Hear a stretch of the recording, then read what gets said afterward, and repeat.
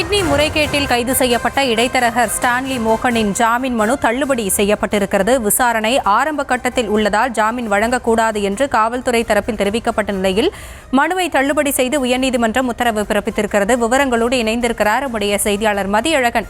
விவரங்களை வழங்கலாம். நாமக்கல் மாவட்டம் குமாரபாளையம் பள்ளிப்பாளையம் பகுதிகளில் உள்ள விசைத்தறி கூலி தொழிலாளர்களை குறிவைத்து சட்டவிரோதமாக கிட்னி விற்பனை செய்து வந்தது தமிழகம் முழுவதும் பெரும் அதிர்ச்சி ஏற்படுத்தியது. சம்பவம் தொடர்பாக வழக்கு பதிவு செய்த போலீசார் இடைத்தரகர்களான திராவிட ஆனந்தம், ஸ்டான்லி மோகன் ஆகிய இருவரை கைது செய்தனர்.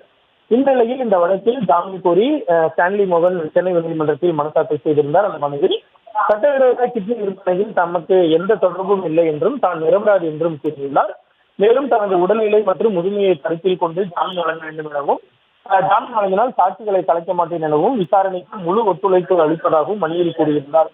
இந்த மனு நீதிபதி கே ராஜசேகர் முன்பு விசாரணை கொண்டது. அப்பொழுது காவல்துறை சார்பில் ஆஜரான கூடுதல் குற்றவியல் வழக்கறிஞர் ஆர் முனிப்பராஜ் கிட்னி விற்பனை, அதாவது சட்டவிரோத கிட்னி விற்பனையை அரசு எந்த விதத்திலும் ஏற்றுக்கொள்ளாது என கூறினார். மேலும் விசாரணை ஆரம்ப கட்டத்தில் உள்ளதால் ஜாமீன் வழங்கக்கூடாது எனவும் கடும் எதிர்ப்பு தெரிவித்தார். இதனையடுத்து ஸ்டான்லி மோகனின் ஜாமீன் தள்ளுபடி செய்து நீதிபதி உத்தரவிட்டார்.